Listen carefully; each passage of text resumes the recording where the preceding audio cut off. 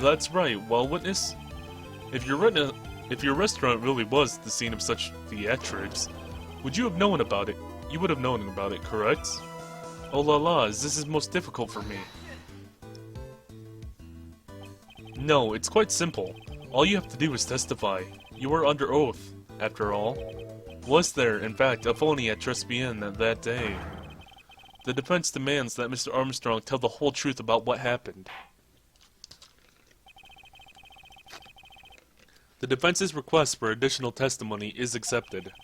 You will accurately explain in detail the events in the restaurant that day. Oh, oui.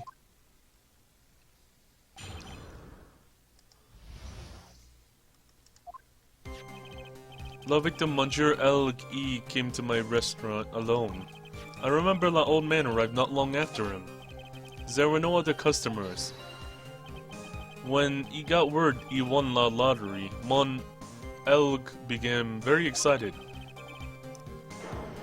It was approximately 5 minutes later that the poisoning incident occurred.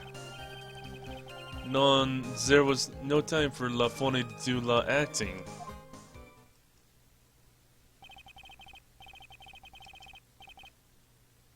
Just so we're clear, there was no mirror in the restaurant after all. Je vos demand pardon. Forgive me, Your Honor. I lied because I wanted this mess to be cleared up quickly. What you have just done is commit perjury, Mr. Armstrong. I will decide how to punish you later. I'd rather not think about the judge punishing Armstrong. That's a kinky battle I'd not like to see right now. For now, we will hear your cross-examination, Mr. Wright. He took that perjury charge a bit too well. But I'm guessing he'll be in more serious trouble after this cross-examination.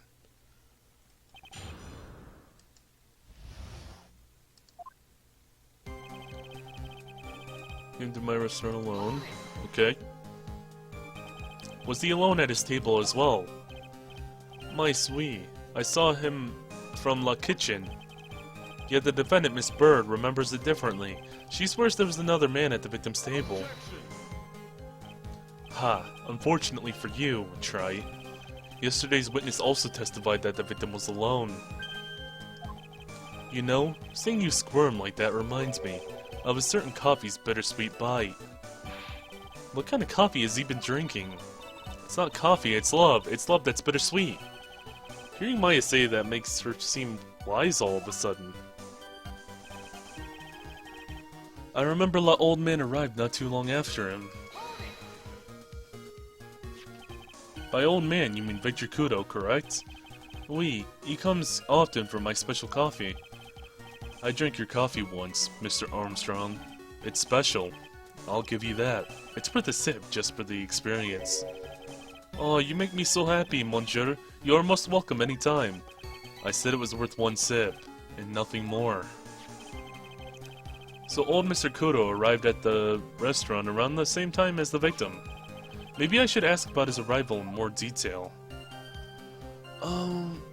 Let's see, don't ask anything. How many minutes after, or what time was it?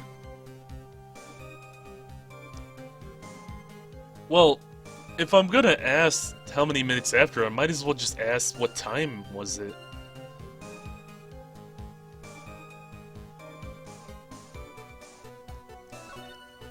I mean, I might as well. Can't hurt to ask the time. Hopefully. Out of curiosity, about what time was it when Mr. Godot arrived? Oh no, I cannot remember, monsieur. Huh. I believe we were told by a witness yesterday. The crime was reported at 2:25 p.m. by a kind of scary old man, sir. Does that perhaps jog your memory, witness? The incident happened about 20 minutes after he arrived, so the victim must have arrived between 2 p.m. and 2:10, non? Just after 2, huh? Thank you for your help in jogging my memory, monsieur. You are wonderful. Ha ha ha. I can't sit here all the time and do nothing now, can I? Well, I mean, I guess if you wanted to, you could, technically. Just like, occasionally bang your hammer, your gavel on the table and just yell, order, order. I mean, You could do that, I guess. I mean, it might work out. The time of day will be added to the witness's testimony. Oui, monsieur the judge, everything I do it for you. Merci bien. That's French, isn't it? Ha ha ha. I'm glad at least one person is in a good mood. He's even humming a song to himself. Oh dear. Am I seeing love right now? The judge and Armstrong. I mean, I guess. You know, whatever floats your boat. If that's what the judge loves, then yeah. Maybe the judge just really likes bad French food. Like, really, really bad French food. Okay. So, it was after 2. What do we have that's timed right now? Or has to do with the time? What time did he get his medicine? It doesn't tell me. Okay. Yeah, it doesn't tell me. Okay. What was that? December 3rd. Just going back through all this. Oh yeah, there was the radio show. What time was that at?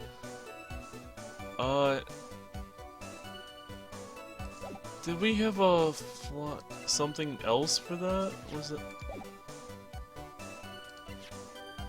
No. Oh, was it this? Oh, I think it was this. Experience the most thrilling 10 minutes of your life every Monday at 1:30 p.m. Wait. 10 minutes. So 1:30 through 1:40. Glen Elg. Just after 2 p.m., not long after him, so Glen Elg arrived at 2 p.m., so this would have been way after the Millionaire Millionaire Radio Show, whatever it's called. Yeah, he wouldn't... Okay. Well, that's interesting, okay. So, yeah, that would have been nearly 30 minutes before Glen Elg arrived. Well, maybe like 20 minutes before Glen Elg arrived. The show would have been over, like completely over by then, though. Came to restaurant loan. Arrived after 2 p.m. So there was no other customers. So your only customers were Mr. Godot and the victim. How many times do you need to ask the same thing, Trite? You'd never catch me drinking the same blend twice. Huh? When do you run out of blends? Goodness.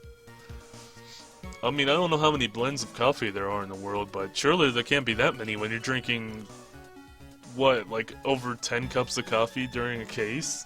Just a trial? And then that's not including what you drink at home. You're trying to establish the presence of a phony victim in the restaurant, but you're wasting your time. You can't grind birdseeds to make coffee, if you catch my drift. But there's a hole in this testimony somewhere. I'm sure of it.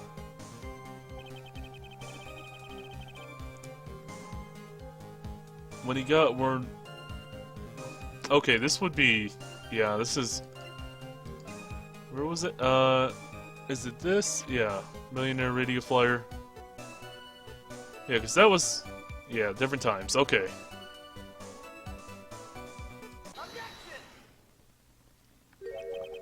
I'm afraid I finally got you, Mr. Armstrong. Q?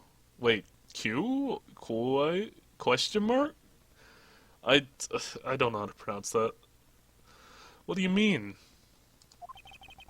At the time in question, the victim was listening to the radio with his earpiece. The show he was listening to was Millionaire Radio. Each week they announced the winning number of $500,000 lottery tickets. Oui, that must be the show Mon Elg was listening to.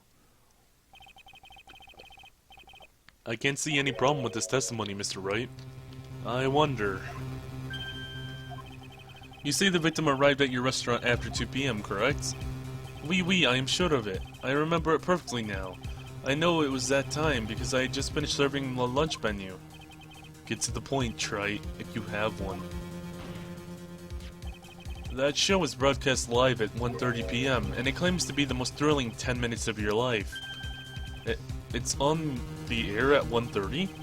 Now, supposedly the victim made some noise when it was announced that he had won. And yet, I don't believe his cry of joy could have occurred after 2 p.m. because the show had already finished more than 30 minutes earlier by that point in time. None. This victim we've been told about has done nothing but the impossible. Listening to the radio with a ruptured eardrum, catching a show that was already over. There's only one conclusion you can draw from these facts. The victim was an imposter, acting out the poisoning 30 minutes after the real murder. Yes, there were 2 Glen Elgs at Tribulations that day.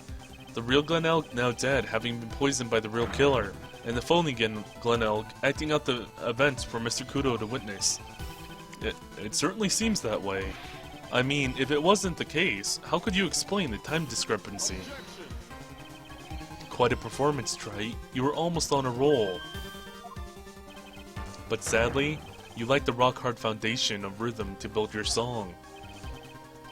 What is this? Music Theory 101? Let's recap. According to your imaginative theory, it's now just after 2 p.m. The phony Elg is performing a play for the benefit of Mr. Godot. How do you explain, then, where the real Glen Elg is? I don't believe I have to spell it out for the court. However, at that time, the real Glen Elg was already dead. That's certainly the obvious conclusion.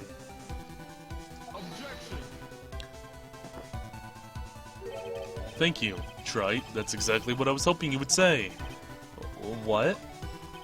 Now, I presume you can prove this theory of yours. Can you explain where the missing corpse went to? The missing corpse?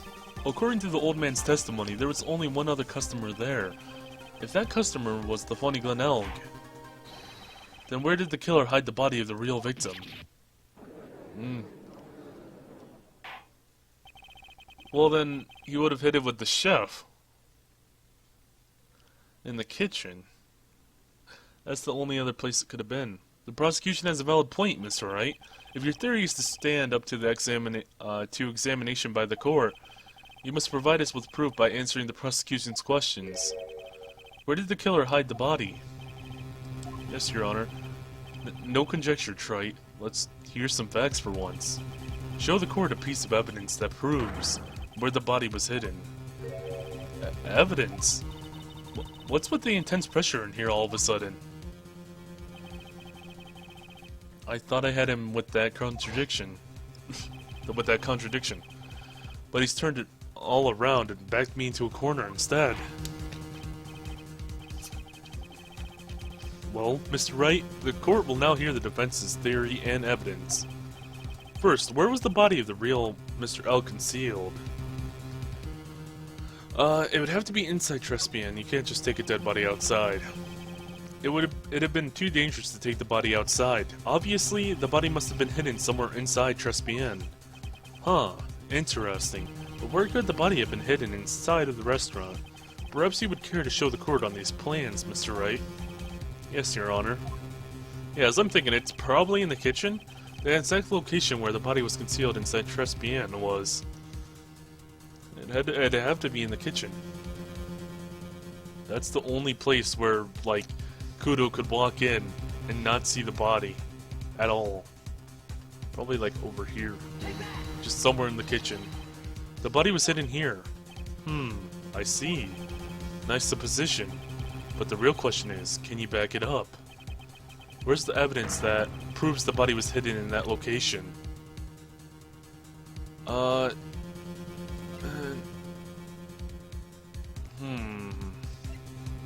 Wait. Oh.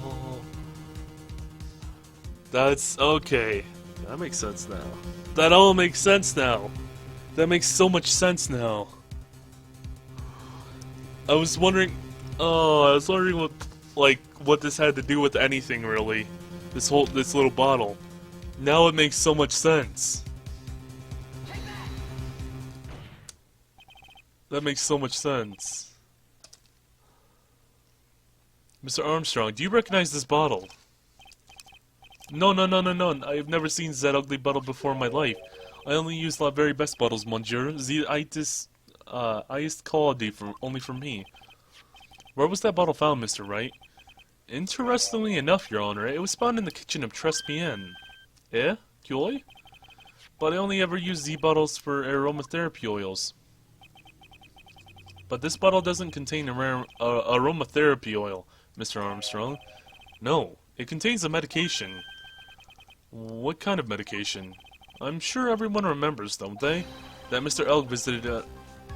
Oh dear. Otolaryngological clinic.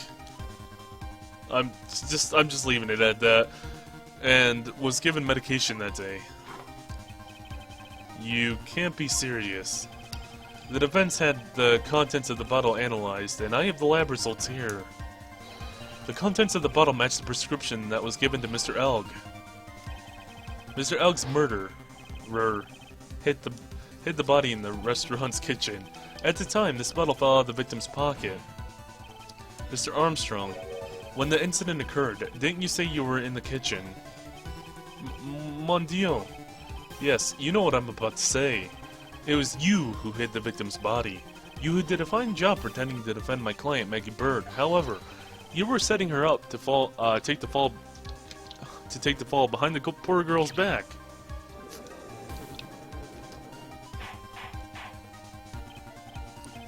Order, order. This is an extraordinary development. Witness, did you murder Mr. Glen Elg? No, I don't think... No, he didn't murder Glen Elg. Never. I could never do such an horrible thing. No. Gumshoe. Oh god. Godot. Oh dear. Mr. Godot. He's oh dear. That was blasting off again or something. Holy crap. That was really intense. The bitterness. Every time I get lied to, I always down a mug of coffee. That's one of my rules. Do you have any, do you have the slightest idea how many cups you've had by now? Then I like to do the same to the person who lied to me. I like to take them down with my empty cup. Listen up, chef. How about a brand new flavor in your ear? My H-deficient friend. Je vous demande pardon. Please, you must hear me out. It is a trap, listen to me. Por favor. Yo habla español. Mr. Armstrong and por favor is Spanish. I'm getting confused though. Oh dear. I'm only going to ask you once. Did you do it? None. Absolutely none. I don't know. He didn't do it. Come on. I don't think Armstrong actually committed the murder. Let's hear it. You've got one shot. Right, Gramps? Witness, the court won't permit you the chance to make one final statement. If you lie under oath again, Mr. Godot's coffee mug awaits you. As does my gavel. And my axe.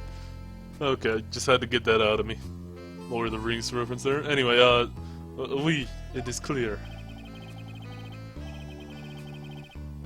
What do they always say in the movies? I've got a bad feeling about this. Very well. Begin your final testimony, Mr. Armstrong.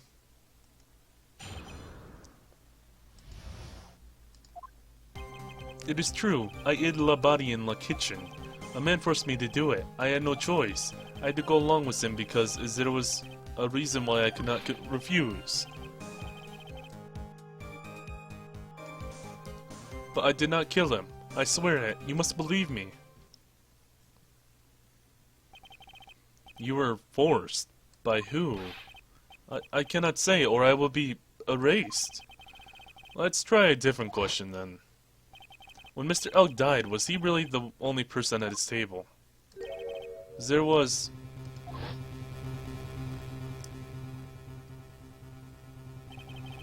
another man. It was you, Phoenix Wright. You can tell from the flashbacks there. I knew it. Maggie was telling the truth.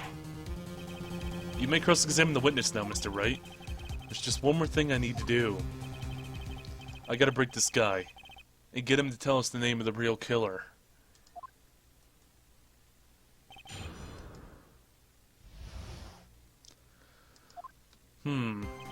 There's true I hid the body in the kitchen. Did you carry the body by yourself? Oui, I carried him. I carried Maggie too. Maggie too? When she saw the victim collapse, she fainted.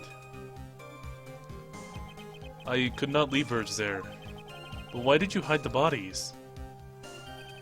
A man forced me to do it. I had no choice. And that would be Tigre. What man? Who was he? No, I cannot say. I feared for my life. He's really scared. You'll just have to put the words in his mouth, Nick. Yeah, you're right. If you won't tell me, I'll tell him. But why would you go along with this man? I had to go along with him because there was a reason I could not refuse, which would be your debt to Tigre. The whole loan thing. And what would be that reason, Mr. Armstrong? You know, Monsieur. Yes? Surely you cannot expect a young maiden to talk about such an embarrassment. A maiden? You're a bit old to get away with that. And a bit too male. I can't finish the cross-examination without establishing his reason, so I'll just have to prove it with evidence. Anyway, I did not kill him. He's already confessed to this much. You might as well stop dancing around the real issue. Yeah, but he really doesn't want to tell us who the killer is. Then sock it to him, Nick. Yeah, that's not a bad idea. Okay, hid the body. Man forced me to do it. I could try to do... Okay, I could try to present Fury Tigre here, or... I guess I could do the loan thing here. I think I'm gonna go with presenting Tigre first. Although, I don't know if that's gonna work. If he's going to admit it right away that it's Tigre. Man forced me to do it, I had no choice. And that would be Tigre. Let's end this dance of Ring Around the Rosie, Mr. Armstrong. This is the man that you've been referring to. Aha. Who is that? I feel like I've seen him somewhere before. Oh, I don't know. Maybe a month ago in this very courtroom.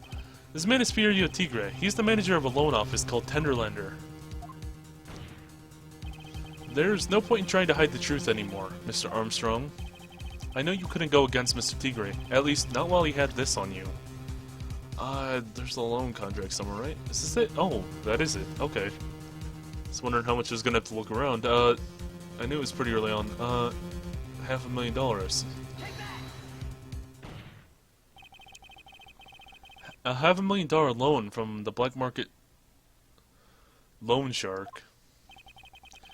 And you had no way of paying it back, did you? That's why you were forced to do anything this man told you. Oui, it is as you say, Mr. Armstrong. The Tigre, he told me he was going to use my restaurant for a business rendezvous. On the day in question, he was meeting the victim to demand that he repay his loan. I don't know why it happened like that. I just did what he told me to do. I had no choice. I carried La Body and La Inconscience? That's weird. Maggie out of the law dining area and into the kitchen. After that, I just tried to forget what I had seen. I think we can now safely say that the man who forced your hand was Mr. Furio Tigre.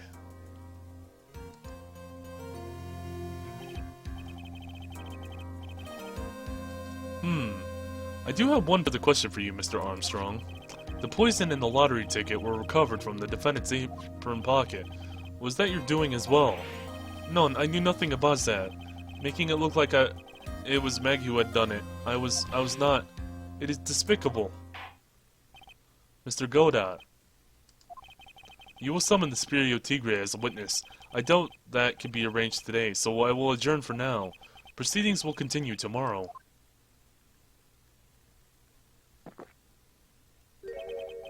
"30 minutes. What? The trial will go on. I'll see to it myself. I need half an hour to get that guy on the stand. Not a minute more." How the hell are you gonna get him? Don't sit back and relax yet, Wright. No one knows if that chef is really telling the truth or not. The trial could still go either way. Very well. Your request is granted, Mr. Godot. We will resume once Mr. Tigre is ready to take the stand. Until then, the court is adjourned for 30-minute recess.